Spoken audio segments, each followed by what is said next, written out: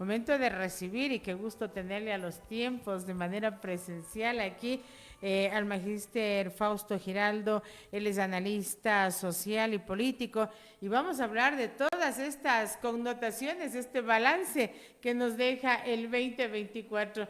Yo diría que más negativo que positivo, mi querido Fausto, dentro ya de lo que es el análisis. Así que buenos días, bienvenido, gracias por estar con nosotros. Saludos cordiales, estimada Patricia, a todos los amigos que nos escuchan y nos observan. Sí, yo diría que también hay una coincidencia en general del tema negativo antes que positivo, porque tenemos problemas de orden económico. La ciudadanía, ¿sí? La ciudadanía en el común, el que camina en las calles, tiene problemas de orden económico, tiene problemas de orden de inseguridad, inestabilidad en el tema del empleo, no hay empleo y algunos otros aspectos como la educación, la salud, la vivienda, que son los elementos más importantes para la vida de cada uno de los seres humanos y que preocupa sobremanera.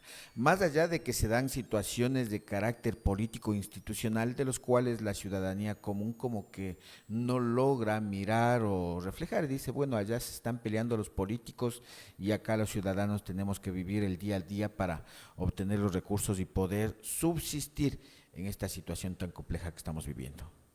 Sí, la situación es bastante complicada, más aún cuando se viene ya arrancamos el año con un proceso electoral.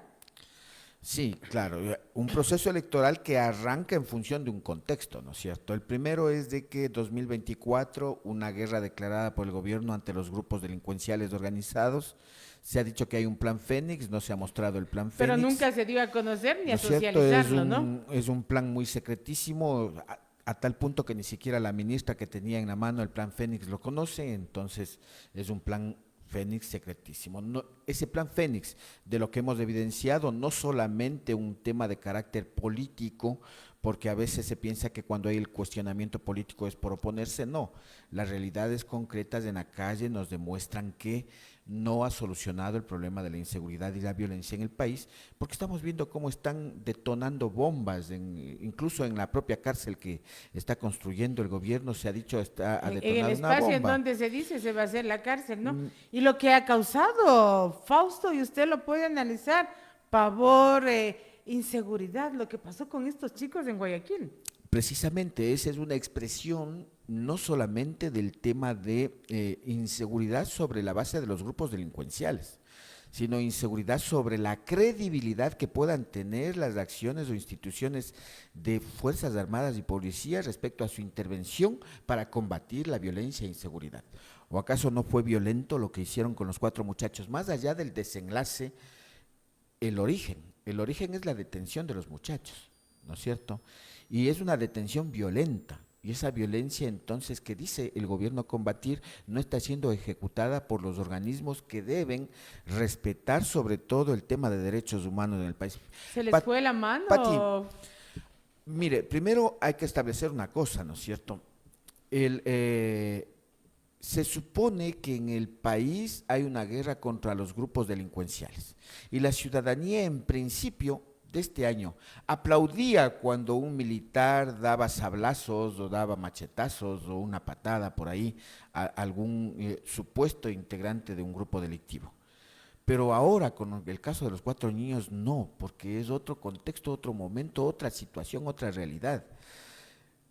Detuvieron, dicen, a los muchachos los elementos de las Fuerzas Armadas en la vía.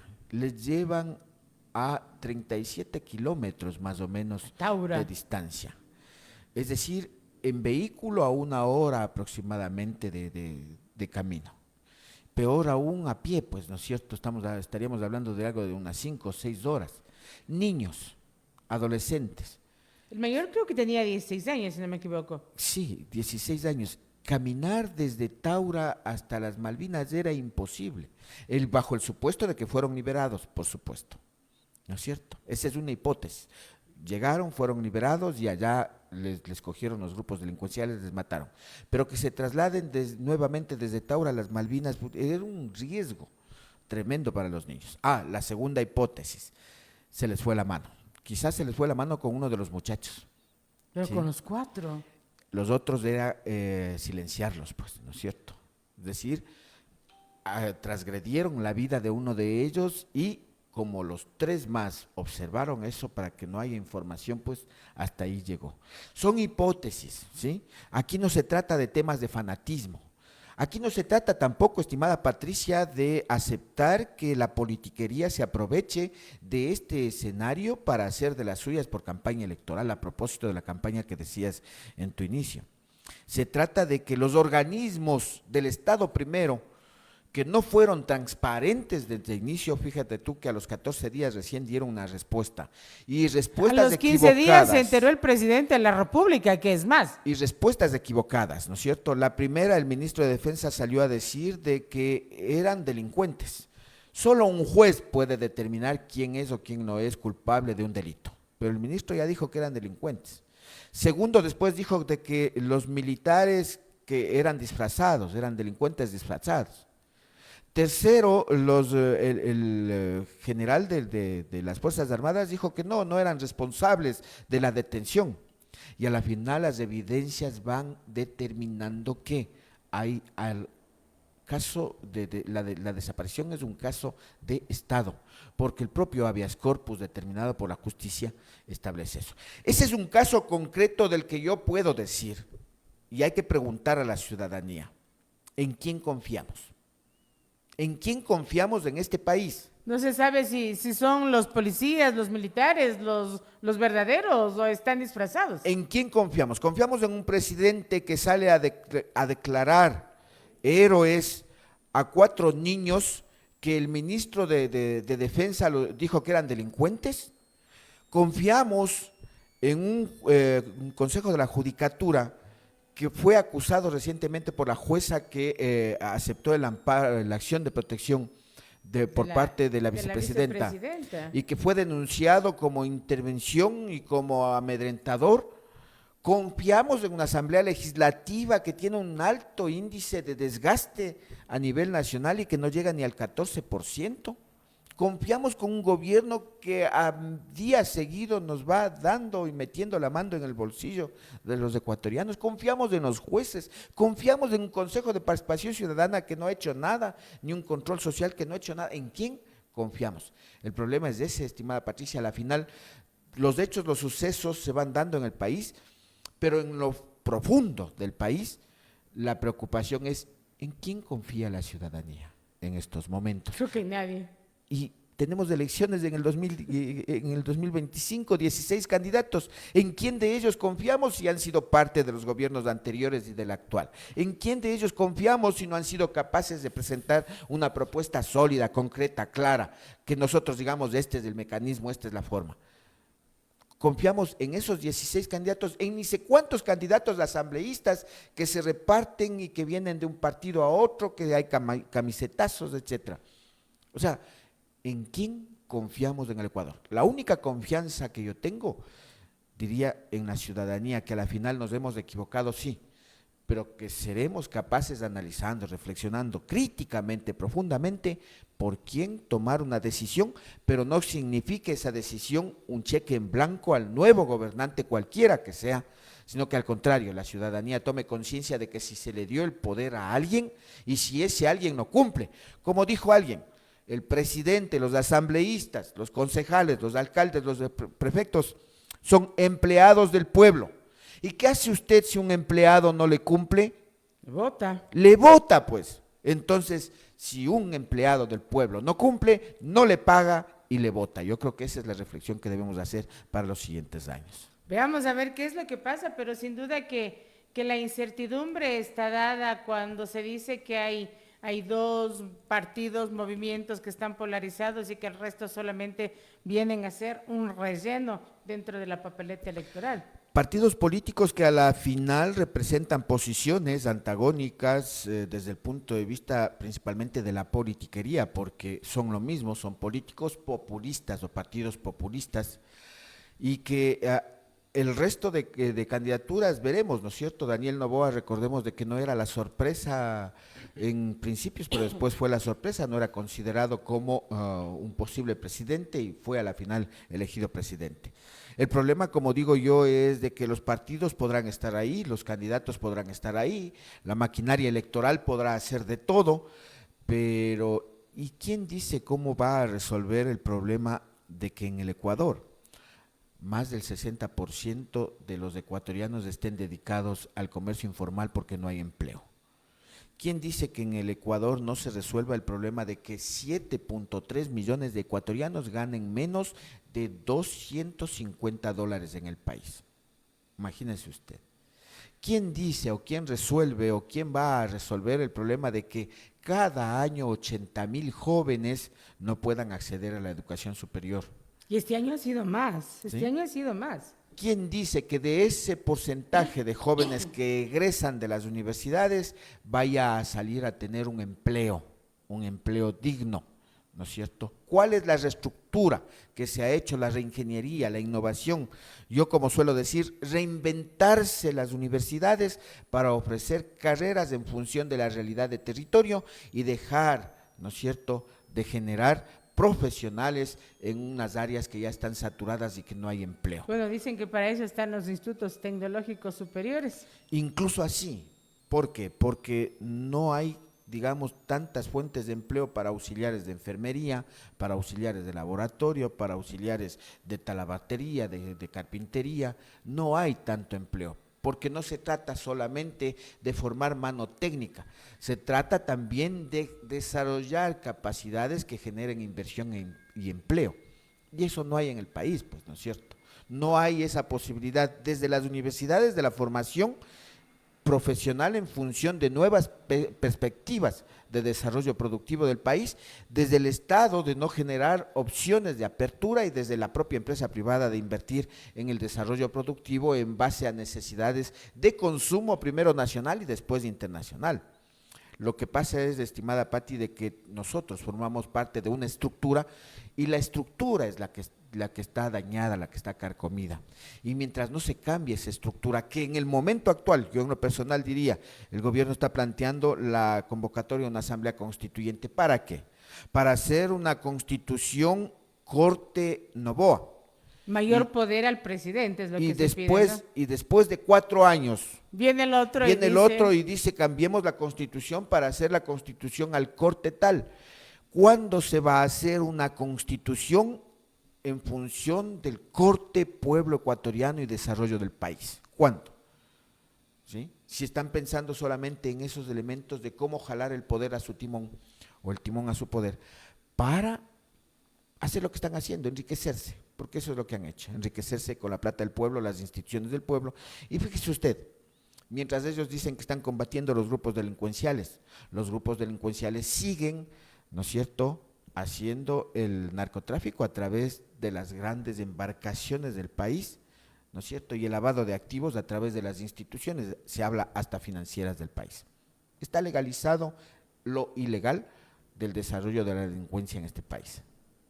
Miren, nos están escribiendo Fausto, gracias Tatiana Reascos, dice, Pati, buenos días, siguiendo con atención lo que está diciendo su invitado, coincido casi en todo lo que él ha manifestado. Ahora, ¿qué es lo que nos toca a los ecuatorianos cuando se avecina este nuevo proceso electoral y las mismas autoridades que están al momento están queriendo volver a reelegirse? ¿Qué pasa con eso de que la presidenta del CNE dice que no es necesario que renuncie o que pida licencia el presidente para entrar en campaña? A ver, lo primero, lo más importante es de que dejemos el fanatismo a un lado. Ecuatorianos y ecuatorianas, el fanatismo nos está destruyendo las relaciones interpersonales. Y no lo digo la primera vez aquí, estimada Patricia, desde hace algún tiempo ya lo hemos dicho, ¿no es cierto? Varias veces que he venido acá hemos señalado de que el fanatismo hace daño a las relaciones interpersonales, incluso al interior de las familias, porque el papá es de un partido y la mamá es de otro partido, y como son de diferentes partidos, entonces hasta la cama están dividiendo para dormir en un lado el uno y en el otro lado el otro. O sea, ese es un error. Nosotros debemos mirar más allá del fanatismo las realidades y lo que está sucediendo y tratar de analizar mejor estas realidades. Lo segundo es de que el Consejo Nacional Electoral actual, sus integrantes le deben al país largamente. Le deben porque han permitido la violación de la norma, le deben porque no han controlado a las organizaciones políticas, le deben porque han permitido que los candidatos hagan de las suyas. escuchar a una presidenta del Consejo Nacional Electoral decir que si el presidente dice que no coge licencia por la campaña electoral, los asambleístas también tienen que hacer eso, eso significa avalar de que se viole la ley. ¿Qué pasa con el Y Código de la entonces Democracia? eso implica ya un juicio político por violar la ley, ¿sí? Aquí, discúlpenme, más allá de lo que dicen los, entre comillas, representantes del gobierno, que como no es reelección porque ha sido un mandato a raíz de la muerte cruzada, sí, pero la determinación de la Corte Constitucional o la resolución en torno a la muerte cruzada y temas de reelección establece solamente su análisis, no para pedir licencia o no pedir licencia, sino para decir este periodo que le faltó a Guillermo Lasso de completar no puede ser imputable para reelección. Eso es lo único que está diciendo la Corte Constitucional, no le está diciendo no hagan o no tomen licencia. Pero aquí el gobierno quiere arbitrariamente hacer ello. ¿Y por qué quiere hacer ello? Porque no quieren encargarle la presidencia a la vicepresidenta tal cual como corresponde de acuerdo a la ley. A mí no me agrada la vicepresidenta, pero en derecho hay que hacer lo que la ley dice o dispone. Y entonces, si la ley dice que la vicepresidenta tiene que asumir la vicepresidencia, está bien, pues que asuma.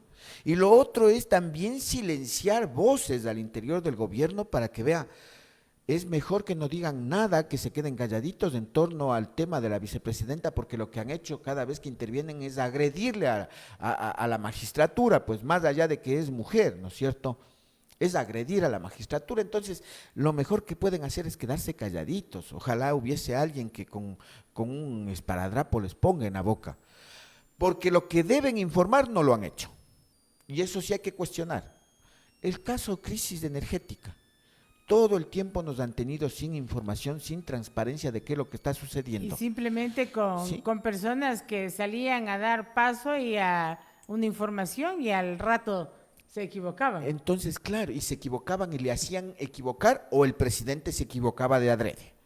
Pero eso le bajó puntos, pues imagínense ustedes que del 80% que tenía en enero ahora llega al 36%, pues entonces, por ese mal manejo de la política, el mal manejo del gobierno, el mal manejo de la información, de la comunicación, por esa falta de transparencia, es que ha bajado tanto en la popularidad y los índices de posibilidad del voto, pues.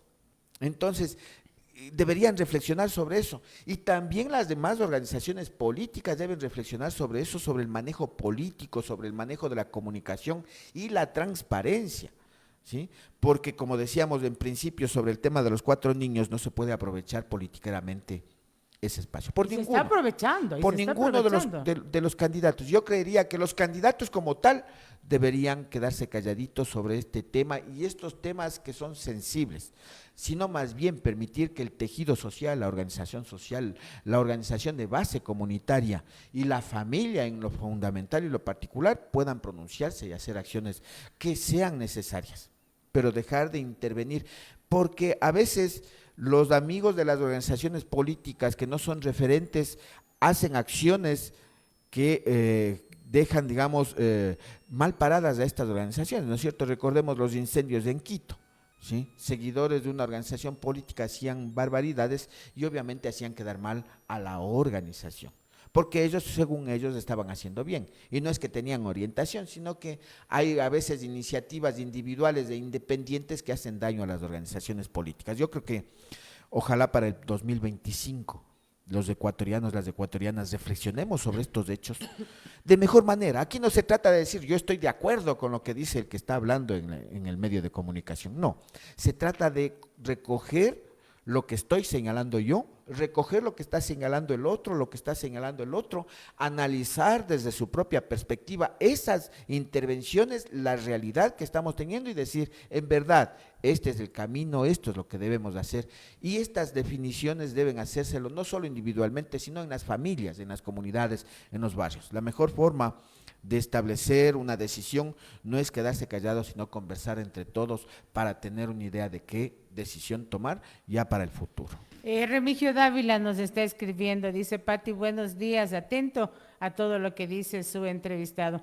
Yo quisiera hacerle una consulta y que nos diga qué es lo que se debe hacer cuando el presidente de la República ha señalado mediante decreto que se vaya nuevamente la vicepresidenta para que no le entorpezca en su tiempo que le queda al frente de la presidencia de nuestro país. Eso por un lado.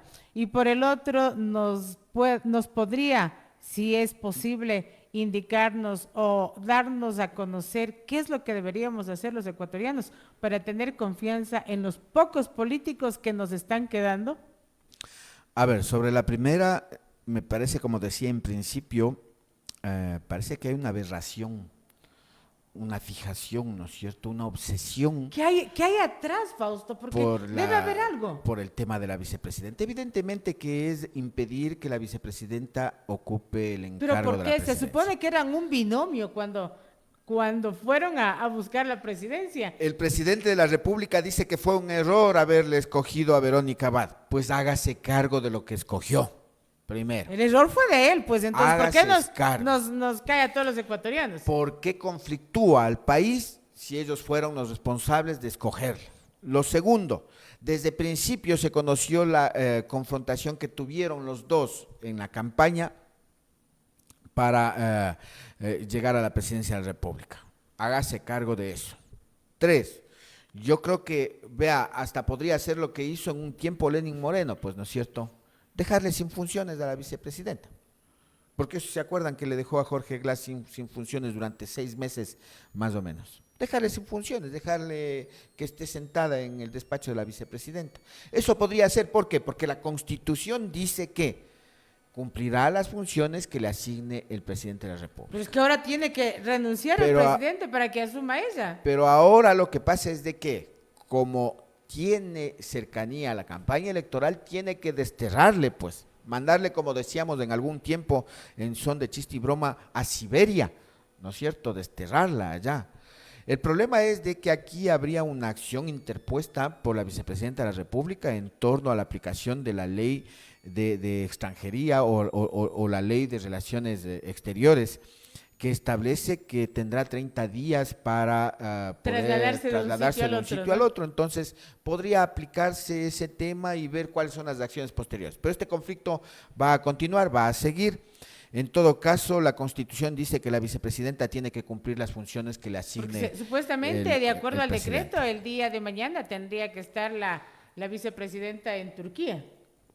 Por eso digo, tiene alguna obsesión o alguna fijación, porque a la final, fíjese usted que yo le hubiera dicho, trasládese hasta el 3 de diciembre, ¿no es cierto? Hasta antes del 5 a Turquía, porque estamos hasta en un periodo de relación familiar, intrafamiliar.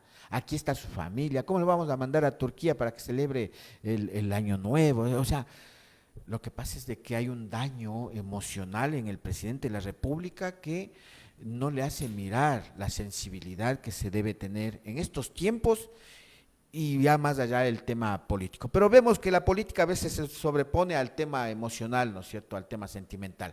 Se utiliza las emociones solamente para la campaña electoral, para llegar al corazón de las personas.